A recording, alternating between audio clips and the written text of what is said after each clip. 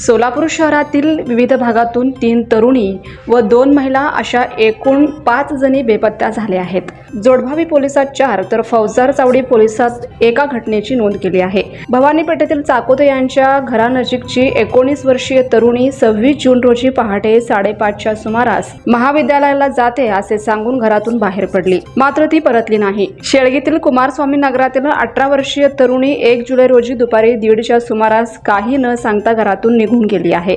7 जून रोजी मित्रनगरातील 39 वर्षीय महिला आईशी भांडण करून घरातून निघून गेली आहे। रमाबाई आंबेडकर नगरातील 20 वर्षीय तरुणी 19 मे रोजी सकाळी 9च्या सुमारास कुटुंबियांना काही न सांगता घरातून निघून गेले आहे। त्यांच्या कुटुंबियांनी शोध घेऊनही न सापडल्याने त्यांनी पोलिसात धाव घेतली। या प्रकरणी जोडभावी पोलीस ठाण्यात हरवल्याची नोंद झाली आहे। तसेच संजवाड तालुका दक्षिण सोलापूर येथील 30 वर्षीय महिला 4 जुलै रोजी सायंकाळी 5च्या सुमारास येथील एसटी बस स्थानक परिसरातून कोणास न सांगता निघून गेली आहे।